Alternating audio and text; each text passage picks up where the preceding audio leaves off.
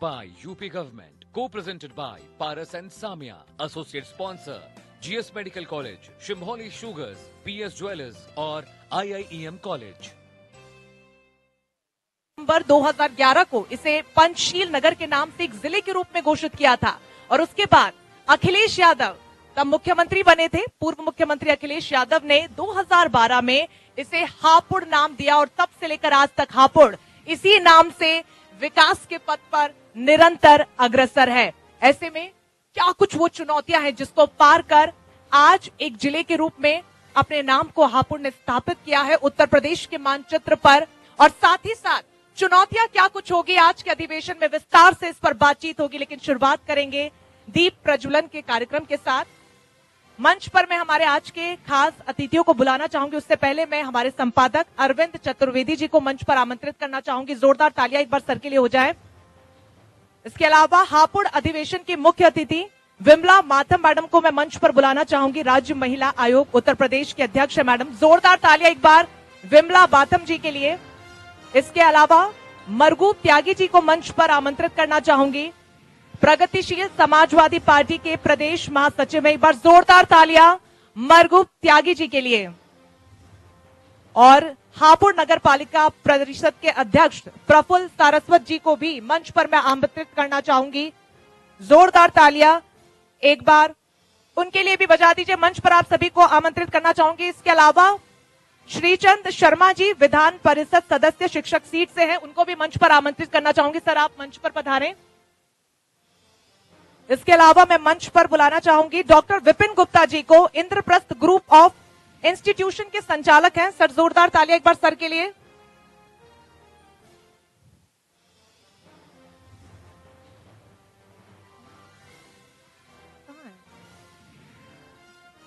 इसके अलावा एमए चौधरी साहब को भी मंच पर आमंत्रित करना चाहूंगी मैं। GS medical college and hospital के जनरल मैनेजर हैं। जोरदार तालियां एक बार चौधरी सर के लिए भी। तालियां एक बार बजा दीजिए हमारे खास मेहमानों के लिए। और आप सभी से दरख्वास्त करना चाहूंगी दीप प्रज्वलन के कार्यक्रम के लिए। अरविंद जी।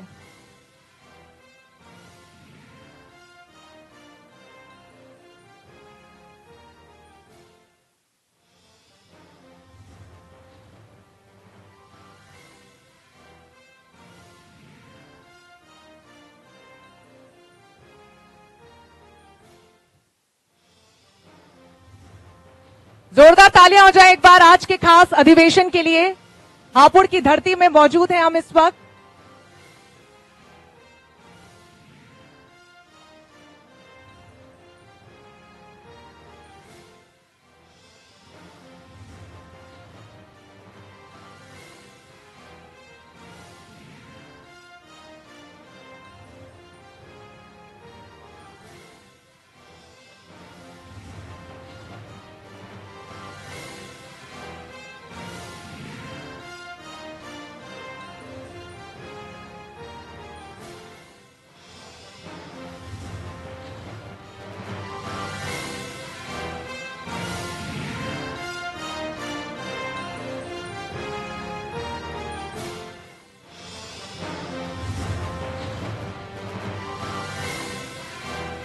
जोरदार तालियां हो जाए एक बार। आप सभी अतिथियों से मैं दरख्वास्त करूंगी कि आप अपना अपना नीचे स्थान ग्रहण कर लें। इसके अलावा विमला माथम मैडम से मैं दरख्वास्त करूंगी कि मैम आप मंच पर बने रहिए। सत्र की शुरुआत आप ही से करेंगे। बाकी सभी मेहमानों से दरख्वास्त करूंगी कि आप नीचे एक बार अपने स्थान को ग्रहण कर लें।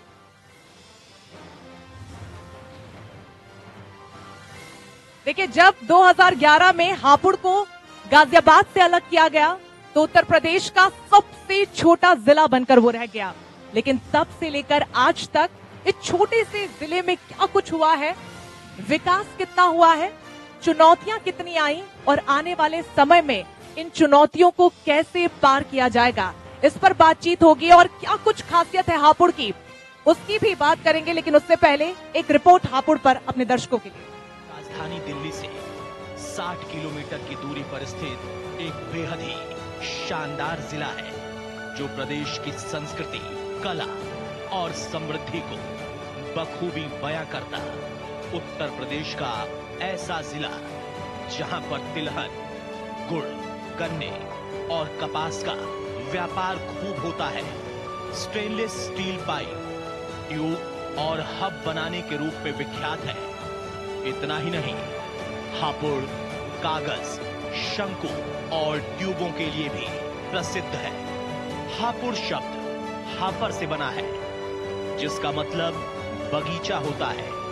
गंगा नदी की पूर्वी सीमा और पवित्र गढ़मुक्तेश्वर, जहां हर साल लाखों लोगों की तीर्थ यात्रा के लिए आकर्षण का केंद्र है, वही देश की आजादी में हापुड़ की महती भूमिका रही है। 1857 में शहीद होने वाले क्रांतिकारियों की याद में 1975 ईस्वी से हर साल शहीद मेले का आयोजन किया जाता है, जो 10 मई से शुरू होकर 1 महीने तक चलता है। संपूर्ण देश में 1857 से संबद्ध इस प्रकार के मेले का आयोजन और कहीं नहीं होता। तत्कालीन मुख्यमंत्री कुमारी मायावती ने 28 सितंबर 2011 को हापुड़ को पंचशील नगर नाम से एक जिले के रूप में घोषित किया। जुलाई 2012 में पूर्व मुख्यमंत्री अखिलेश यादव ने इसका नाम बदलकर हापुड़ जिला रखा। हापुड़ पापड़, पेपर शंकु और ट्यूबों के लिए प्रसिद्ध है। व्यापारिक, सांस्कृतिक, कला की दृष्टि से हापुड़ प्रदेश की आन, बान और शान है।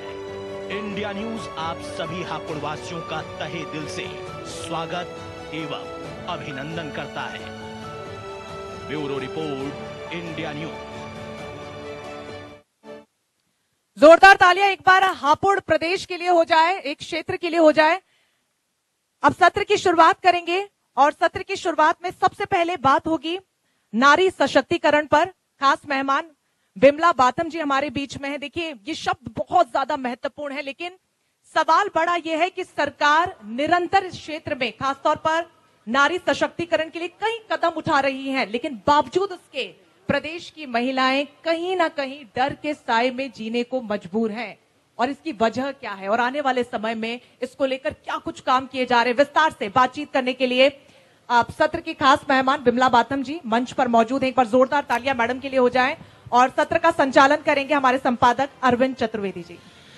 नमस्कार दोस्तों, बिमला जी का बहुत स्वागत है। बहुत अमूल्य समय निकाल के आई हैं और मैं समझता हूं कि बहुत सारे हमारे पास सवाल हैं।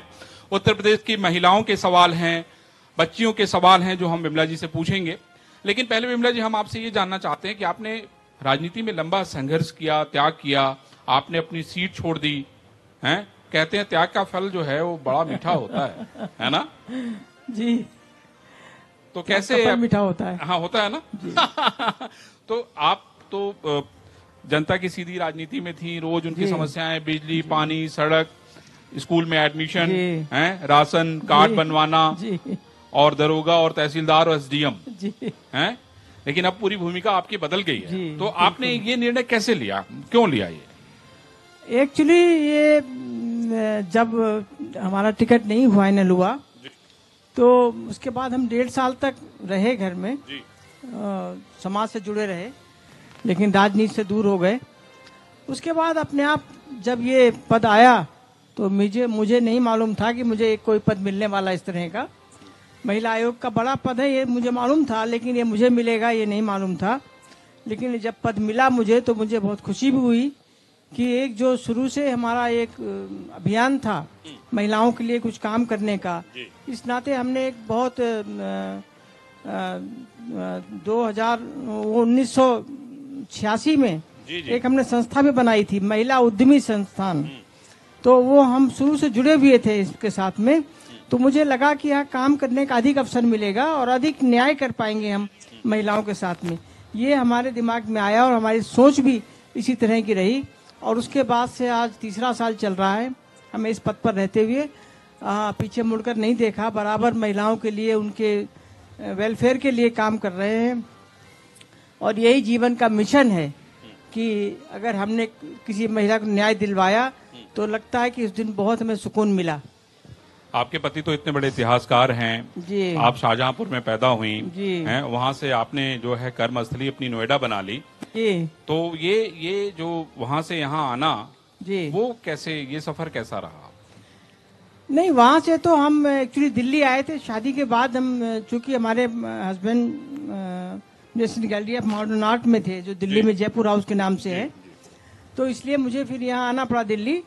दिल्ली के बाद जब नोएडा में स्कीम निकली इंडस्ट्रियल प्लॉटों की, तब हमने इंडस्ट्री के लिए अप्लाई किया और उस नाते फिर हम नोएडा में इंडस्ट्री लगाई। और इस नाते फिर नोएडा में बाद में 86 में 86 में फिर हमने नोएडा में रेजिडेंशियल प्लॉट भी लिया और धीरे धीरे मतलब आप परमानेंट जो है नोएडा की अब निवासी हो गई? बिल्कुल परमानेंट। और उनके महिलाओं और बाकी जो लोग थे उनके संघर्ष की भागीदार होने लगी? जी बिल्कुल।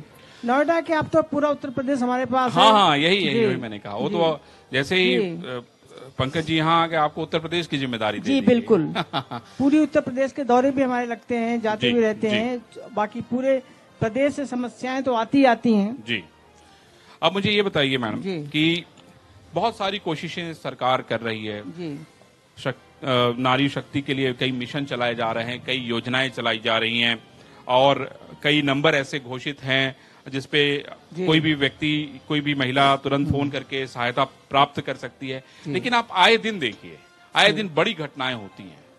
रेप की बहुत सारी घटनाएं हो रही हैं, बच्चियों के साथ छेड़छाड़ की घटनाएं हो रही हैं, और जिसको हम कहते हैं कि भाई जो राम राज्य का सपना आप लोगों ने देखा है वो कितना सफल होता हुआ दिख रहा है। एक तो मेरा सवाल ये है। दूसरा सवाल ये है कि आप यहाँ पर आने के बाद आपने ऐसी कौन सी काम करने की कोशिश की जिससे कि जो अपराध है उसको रोकने का काम हुआ हो, और जो महिलाएं हैं जो जिनको लगता था कि हमें न्याय में देरी मिल रही है, उसमें कहीं ना कहीं तेजी आई हो, क्योंकि हजारों एप्लीकेशन आपके पास रोज आती है। जी। एक्चुअली जो हम अगर बात करें कि महिलाओं के क्या हम उनकी मदद कर सकते हैं, एक तरह से आपका सवाल यही है। उसमें हमारे पास 75 जिले हैं उत्तर प्रदेश में, और जो आप कह रहे हैं कि अपराध बढ़ रहे हैं, अब अपराध बढ़ नहीं रहे हैं, लेकिन हाँ अपराध खत्म भी नहीं हुए हैं, इस बात को हम कह सकते हैं। लेकिन बहुत बड़ा प्रदेश है ये, हमारे उत्तराखंड जैसे 5 प्रदेश बन जाए इसमें, इतना बड़ा प्रदेश है। जनसंख्या 24 करोड़ की जनसंख्या है, जिसमें आप मान सकते हैं मोटा मोटा अगर हम देखें तो 11 - 11.5 करोड़ की महिलाओं की आबादी है उसमें। तो इतनी बड़ी आबादी में हम ये मानते हैं कि कहीं न कहीं ऐसी घटनाएं होती हैं जो होनी नहीं चाहिए। मैं इसमें पूरी तरह इस बात को जोर देकर कह रही हूँ कि घटनाएं होनी नहीं चाहिए। महिला आयोग पूरी तरह इस पर अपनी आंख रखता है। कहीं भी घटना होती है हमारा तुरंत वहाँ पर कोई न कोई सदस्य पहुँचता है। पूरी तरह हमारी एसपी, डीएम से, एसएसपी से सबसे बात होती है, आईजी, डीआईजी सबसे हमारी बात होती रहती है कि कैसे इनको रोका जाए, कैसे ऐसा हो कि किसी महिला को इस तरह की परिस्थितियों से ना गुजरना पड़े जो गुजरना पड़ता है। कई बार तो अभी आपने 2-3 घटनाएं देखी, बहुत, हाँ, इधर बहुत बड़ी बड़ी घटनाएं देखी मैम, बड़ी घटनाएं हो गई जी। लेकिन कई बार अब जैसे अभी एक घटना हुई जो जिसमें उसने लड़के ने जहर दे दिया, उन्नाव में जो हुई घटना, तो वो तो आपसी रंजिश की वजह से था, जो भी था। लेकिन शाहजहांपुर की घटना आप देखिए, शाहजहांपुर की घटना हुई जी। इसमें 2 तरह से हम चीजों को बचा सकते हैं। एक तो जो हमारे कानून हैं, सरकारी कानून जो बने हुए हैं वो बहुत पर्याप्त हैं, लेकिन उनका इम्प्लीमेंटेशन टाइम से हो जाए, जल्दी हो जाए और जल्दी न्याय मिल जाए। एक तो वो। दूसरा, हमारी सामाजिक रूप से भी जिम्मेदारी है कि हम सामाजिक रूप से अपने बच्चों को ऐसी परवरिश दें, उन्हें बचपन से ऐसा वातावरण दें और उनकी मानसिकता ऐसी बनाएं कि देखो तुम्हारे लिए ये जो है, तुम्हारी पड़ोस में अगर कोई लड़की रहती है, तुम्हारे घर में कोई लड़की रहती है, तुम्हारे किराएदार है, कोई मकान मालिक है कोई, या आसपास कहीं रहती है, तुम्हारे साथ पढ़ती है, वो सब तुम्हारे लिए आदरणीय है। तुम्हारे लिए वो सिर्फ एक ऐसी नई चीज है कि जिनके लिए आप अभद्र टिप्पणी करें, अभद्र व्यवहार करें, या मानसिक रूप से कोई ऐसी भावना पालें जिससे उन बच्चों का नुकसान हो। तो ये हमें शुरू से ही सामाजिक रूप से भी अपने बच्चों को ये ट्रेनिंग देनी पड़ेगी। हर माँ को जरूर ये पहला पाठ पढ़ाना पड़ेगा।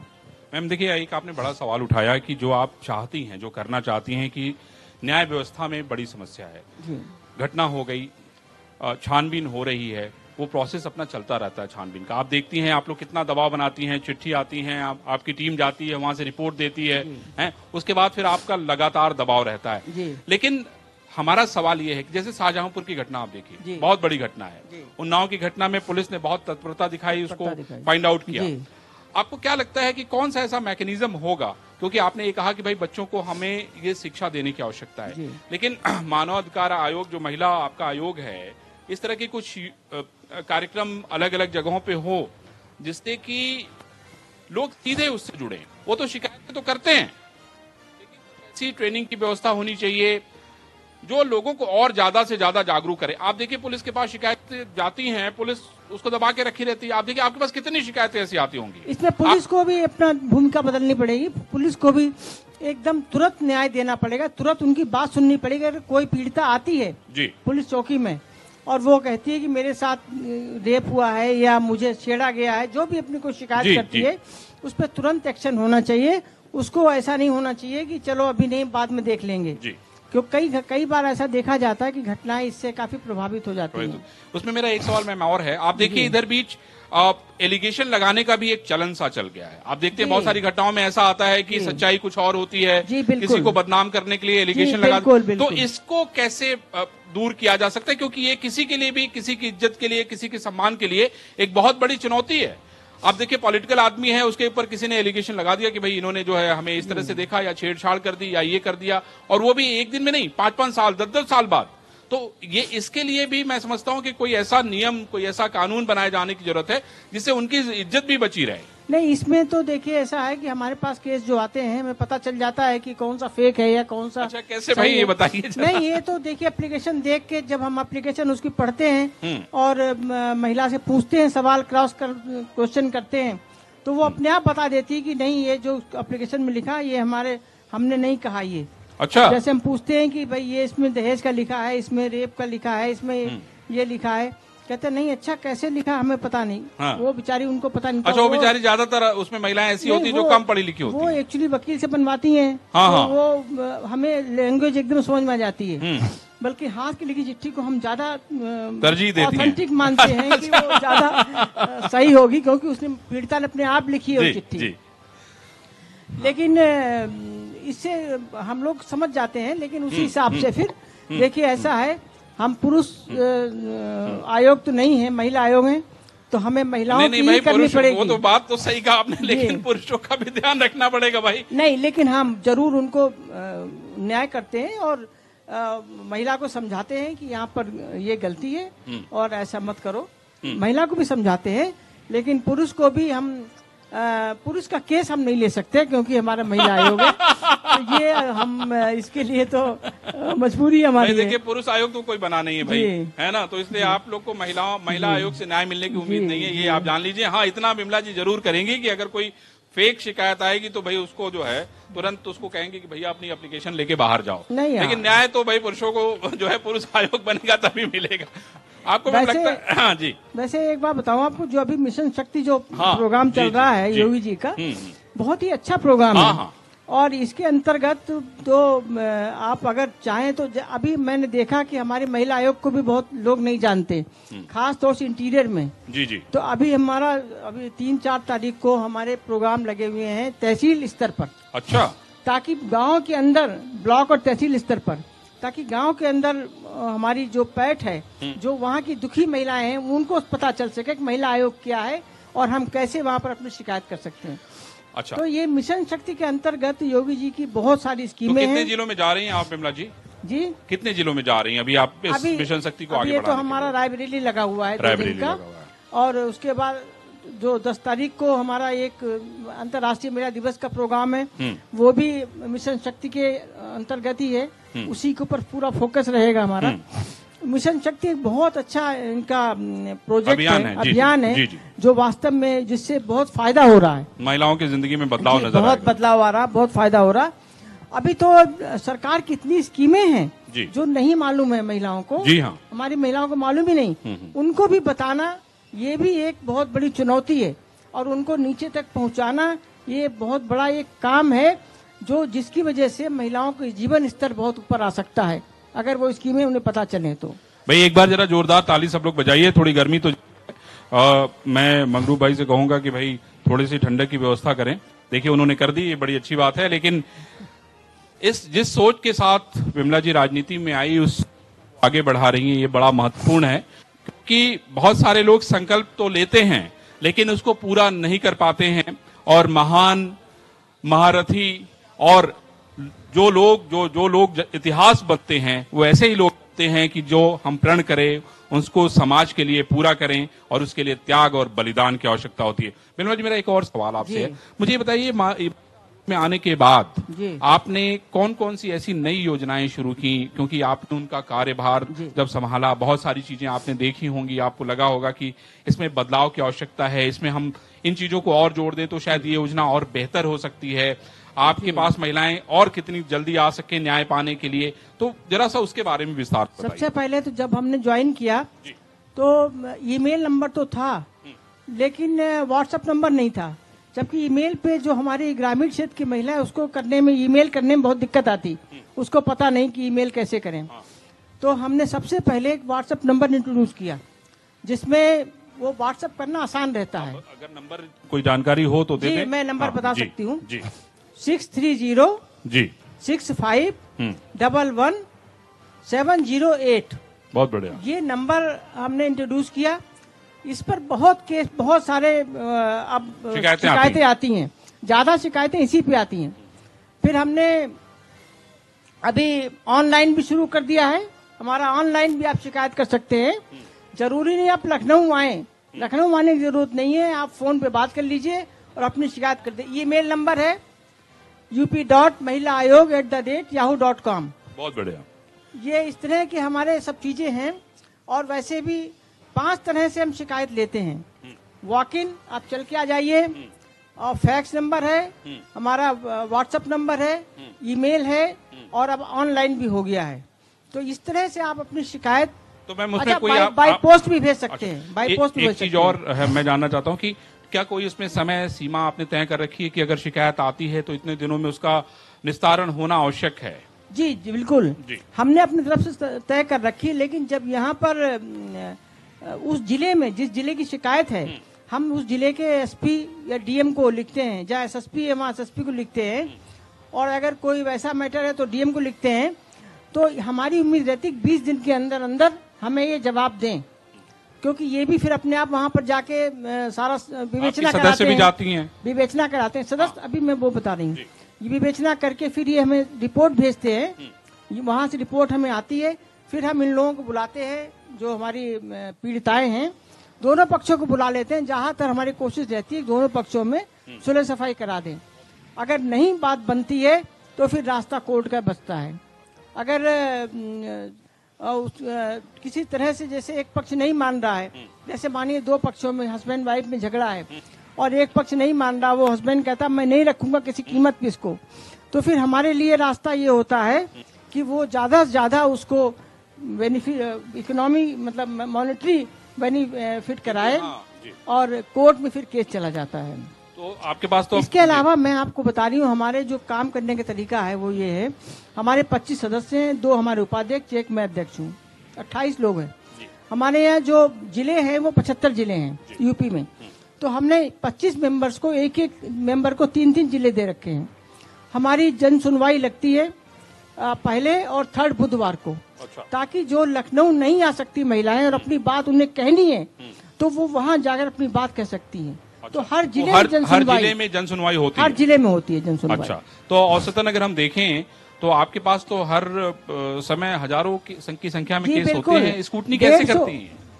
ये पूरा डिपार्टमेंट है कि जैसे कौन सा छेड़छाड़ का केस है, कौन सा दहेज हत्या का केस है, कौन सा क्या, हर अलग अलग केस होते हैं, अलग अलग उनकी मॉनिटरिंग होती है, सेक्शन अलग अलग होते हैं। और अब तो हमारे क्या हो गया है कि अगर किसी का एप्लीकेशन गलत भी आती है तो हम तुरंत उसको व्हाट्सएप करते हैं, और व्हाट्सएप में हमारी एप्लीकेशन का प्रारूप पड़ा हुआ है कि आप इसको भरिए, इस तरह का एप्लीकेशन भर के भेजिए हमें, ताकि पूरी इन्फॉर्मेशन उसकी आ जाए हमारे पास, पीड़िता की। उसके बाद अभी हमने एक कोड नंबर इशू किया है, जो SMS के जरिए, जैसे आपकी एप्लीकेशन आई किसी की और उसको तुरंत जैसे एप्लीकेशन रिसीव हो गई हम उसको कोड नंबर देंगे कि एक नंबर है, आप इसको आप, जब भी आप हम SMS करेंगे उसको कि आपकी कंप्लेंट रजिस्टर हो गई है, आपका कोड नंबर ये है। जब भी आप संपर्क करें, कुछ बात पूछें तो इसी कोड नंबर को बता दीजिए, बता के जानकारी तो उससे एकदम आपकी फाइल निकल आएगी। अपडेट कितना है उसमें, क्या हुआ, वो जानकारी मिल जाएगी। जी। तो ऐसे बहुत से काम हमने किए हैं, करते रहते हैं।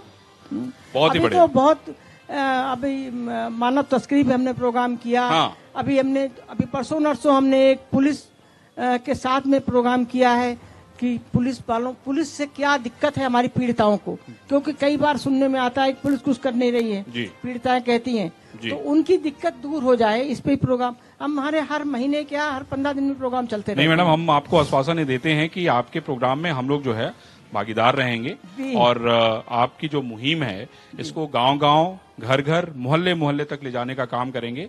और मैं समझता हूं कि महिलाओं के साथ साथ आप थोड़ा सा पुरुषों पे भी ध्यान दीजिए, बेचारे वो भी बहुत पीड़ित हैं, और अगर उनका कोई आयोग बने तो उसके लिए भी सिफारिश करिए कि भाई जिस तरह से महिलाएं पीड़ित हैं उस तरह से पुरुष भी पीड़ित हैं। बहुत सारे ऐसे लोग होंगे जो वो पुरुषों की शिकायत भी आती है कभी आपके पास?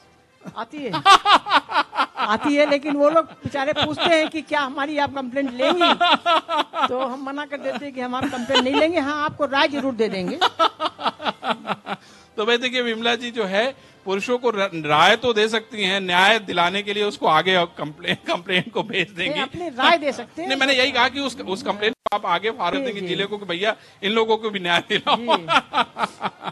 अच्छा विमला जी, आपको अब मुख्य राजनीति में जाने की इच्छा नहीं होती? आपको लगता नहीं कि आप सांसद का चुनाव लड़ें, आप देश की मंत्री बने? देखिए, राजनीति जाने की, चूंकि राजनीति में मैं थी तो राजनीति की इच्छा तो हमेशा रहेगी, राजनीति में तो हमेशा इसीलिए सवाल मस्तिष्क से रहेंगे। अगर कभी कोई ऐसा मौका आता है तो क्यों नहीं।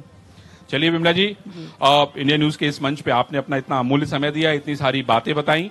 मैं समझता हूं कि इसका पूरा फायदा देश की जनता को, जो महिलाएं हैं, जो आपकी तरफ आशा भरी नजरों से देखती हैं, उनको न्याय देने का काम तो आप करेंगी ही, लेकिन जिस ताकत से, जिस हिम्मत से गांव-गांव, घर-घर तक आप जा रही हैं, मैं समझता हूं कि आपको बहुत सलाम इंडिया न्यूज की तरफ से। और हम ये उम्मीद करेंगे कि इंडिया न्यूज जो है राज्य महिला आयोग के साथ भागीदारी करके और आप जो गांव-गांव, घर-घर तक जा रही हैं, उस मिशन को आगे पहुंचाएगा और उन लोगों को न्याय दिलाने का काम करेगा जिनकी बातें आप तक देर से पहुंच रही हैं, थोड़ा समय लग रहा है, पुलिस थोड़ा हीला हवाली कर रही है, तो कोशिश करेंगे कि हम ऐसा कोई कोऑर्डिनेशन करें जिससे उनकी मदद हो फौरी तौर पे, और आप के जो विचार हैं, आपकी जो इच्छा है, सरकार की जो इच्छा है, वो फलीभूत हो, चरितार्थ हो। Thank you very much. Thank you ma'am, thank you. एक बार जोरदार ताली प्लीज बजाइए विमला जी के लिए। विमला जी ने बहुत लंबा संघर्ष किया है राजनीति में, और मैं समझता हूं कि इस तरह की राजनीति अस्थायी होती है, और हमने भी बहुत लंबा राजनीति करते हुए लोगों को देखा है। देखता हूं कि किसी को टिकट नहीं मिला तो दूसरे दल में चले जाते हैं। विमला जी विधायक अच्छे मतों से जीत के आई थी, लेकिन जब इनका टिकट कटा तो विमला जी ने कोई रिएक्शन नहीं दिया। ये भी बहुत बड़ी बात है, क्योंकि उस समय हम लोग इनको खोज रहे थे कि नहीं कोई रिएक्शन दे तो कोई बात बढ़े आगे, लेकिन विमला जी ने कहा कि ना, हमें चुप रहना है, और उसका परिणाम विमला जी जो है वो राज्य महिला आयोग के अध्यक्ष के रूप में यहाँ है। तो राजनीति में देखिए, इंतजार बड़ा मायने रखता है, पेशेंस बड़ा मायने रखता है, और भारतीय जनता पार्टी तो शायद इतना इम्तिहान लेती है, ये सब जितने लोग नेता यहाँ बैठे हुए हैं वो जानते होंगे कि कितनी बार बुला के कितनी बार परीक्षाएं ली जाती हैं। क्योंकि मैं भी राजनीति को बहुत नजदीक से देख रहा हूं, तो इतना तो समझता हूं। विमला जी, आपको बहुत बहुत धन्यवाद। Thank you ma'am, thank you भाई। जोरदार तालियां। और मैम, मैं चाहूंगा आप जरा मंच पर ही अभी मौजूद रहे, प्लीज आप बैठे। सब्र का फल मीठा होता है, जिसका जिक्र कर रहे थे अरविंद, और उसी का एक यहाँ पर उदाहरण खुद विमला जी मौजूद हैं और महत्वपूर्ण पद पर महत्वपूर्ण जिम्मेदारी वो निभा रही हैं। हम अगला सत्र शुरू करें उससे पहले मैं चाहूंगा कि कुछ मेहमान मंच पर आएं और विमला जी और हमारे संपादक अरविंद चतुर्वेदी उनका सम्मान करें, उनको सम्मानित करें। M.A. चौधरी साहब, आप मंच पर आए, जो कि GS medical college and hospital के जनरल मैनेजर हैं। चौधरी साहब,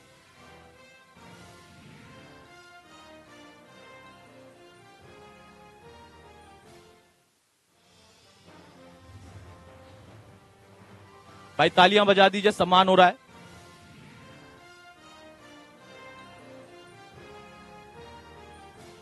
बहुत शुक्रिया चौधरी साहब। आप doctor Vipin Gupta, Indraprastha group of institutions के संचालक। विपिन जी,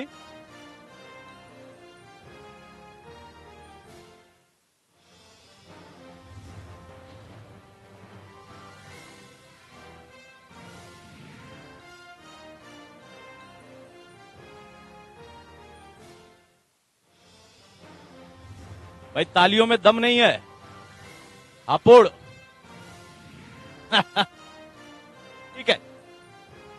जयश्री सिंह तोमर समाज सेवी हैं, एसपी स्कूल की डायरेक्टर, एकेडमिक एवं केंद्रीय विद्यालय की पूर्व प्रिंसिपल। मैम आप भी मंच पर आए।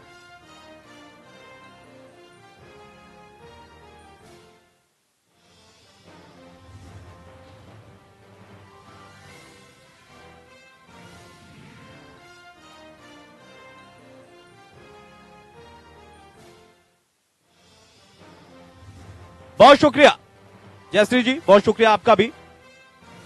हम अगले सत्र की शुरुआत करेंगे, सत्र जिसका विषय होगा व्यावसायिक शिक्षा और उससे रोजगार के अवसर।